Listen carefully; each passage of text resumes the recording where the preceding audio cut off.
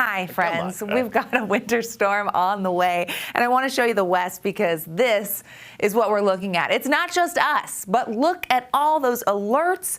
Winter storm in March coming through, and it's going to come barreling through with plenty of moisture. We have all these alerts going into effect. We're already dealing with our winds. We'll get to the winter alerts here in just a moment. We're tracking a few things. Those whipping winds as we head into our Thursday. We've seen them today with strong wind gusts, and the advisory will hold on until 6 p.m. tomorrow. A soggy setup for our Thursday as the wet weather arrives with this system. Heavy mountain snow, brand new winter storm warnings posted, and we've got valley snow and lake effect snow. Two big things that don't happen often, and this is a quick mover of a storm. Speaking of quick moving, that's what the clouds look like on our time-lapse video coming out of the Black Desert Skycam and Ivins. They were only in the 60s today, low 60s at that, 62 for the high in St. George, 61 in Salt Lake. We saw 50s, mild conditions because that southwesterly flow aids in above average temperatures, and that's what we saw today.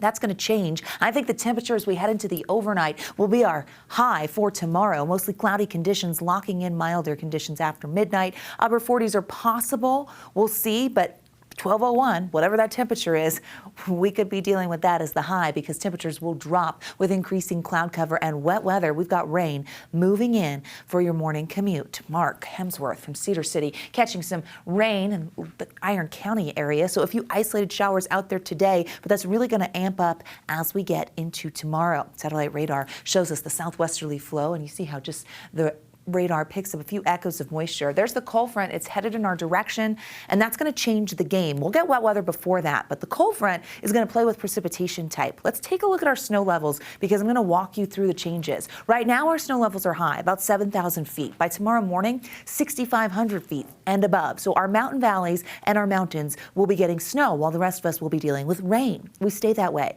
for a bulk of the day, but as the cold front comes through, it will crash our snow levels to the valley floor. That will happen in the late afternoon and evening, which means your evening commute could be impacted. We're going to stay with valley floor snow levels all the way through Friday and into Saturday, meaning that any precipitation that does sneak through could be scattered snow showers, and we're expecting that with a trailing system Friday night and into Saturday. So valley snow, lake effect snow, those are going to be the two big ones. Our futurecast kind of breaks down the timing here. As you look, the cold front is approaching, and here we are for the overnight with southern Utah starting to get echoes of moisture and areas with a southerly flow. Cache Valley, the Ogden Valley likely starting to get some rain. You're going to watch as that front approaches. We are anticipating through the morning hours this filling in, and again, we're not going to see that in Salt Lake right away because we get rain shadowed. Showery precipitation to start, becoming more consistent as we make it through the morning and into the afternoon. Southern Utah seeing plenty of wet weather. They get hit hard in the afternoon hours. Look at that swath of moisture spreading out. By 4 p.m., the cold front on the move. Behind it, colder air. As that colder air filters in, well, we're going to see that snow changeover. Notice it here by 7 p.m.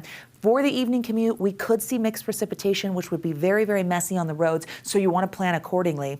Notice that darker blue in central Utah and out towards the Tooele and Rush Valleys. That will be heavier snow, and the snow holds steady. The northwest flow behind the front will keep showers churning in Salt Lake County and favor some areas, and that's when we're talking lake effect. Here we are by 2 a.m., and you can see right around the lake. Okay, so we're talking Davis County and Salt Lake County through the morning hours. That could be a tricky Friday morning commute, but notice how those showers hold on into Friday afternoon. Backside of the Wasatch picking up snow through the afternoon. There's our trailing system. It sneaks on through Friday night and into Saturday. So this is a quick mover. We get a brief break into Friday throughout the day, and then another storm comes on through, and with cold air in place, we could look at additional snowfall. Now, when it is rain, we're picking up measurable moisture throughout the state with healthy totals. Precipitation-wise, this is a good storm, atmospheric river remnants. Then when the snow moves in, well, it's going to cause some impacts, which is why winter weather advisories were posted for the Wasatch Front and Wasatch Back. Also, for the Uintas, the LaSalle's and Abajos into Juab and Millard counties, that's from 6 p.m. until 9 a.m. on Friday. But I want to look at the metro area because the Wasatch Front and Wasatch Back from 6 p.m. tomorrow through noon on Friday, underneath a winter weather advisory. Travel will be wintry, and I'm telling you that now so you can plan because that's two different commutes. The evening tomorrow and Friday morning where things could get a little messy. northern Wasatch Mountains underneath that winter weather advisory as well. How much is coming? Big question. 1 to 4 inches in the valleys, 2 to 6 for the benches, mountain valleys, including places like Bryce Canyon Country and the Wasatch Back, 4 to 8, 2 to 4 for the I-15 corridor, Fillmore.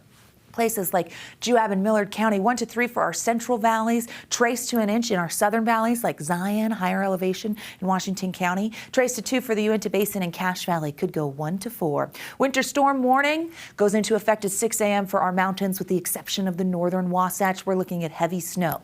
Biggest totals, the upper Cottonwoods, and it's because of that northwest flow and the lake effect that will favor that area. 15 to 30 inches expected there. 1 to 2 feet in the southern mountains. Great news for snowpack there. 10 to 20 for the central mountains. 8 to 14 in the north. Temperatures dropping 40s and 50s, and again, likely a midnight high. 62 in Moab, 54 in St. George. A soggy setup for your Thursday. As we look at the next 7 days in Washington County, we get rain into Friday morning and then overnight Friday and into Saturday. Tuesday, some scattered showers expected in the south, but a really active pattern for the Wasatch Front. We're going to have that winter storm impacting us through Friday, a trailing system late Friday into Saturday. Quick breather on Sunday, active skies next week. So we keep things hopping. Yeah. Here we go. Be safe tomorrow, everybody.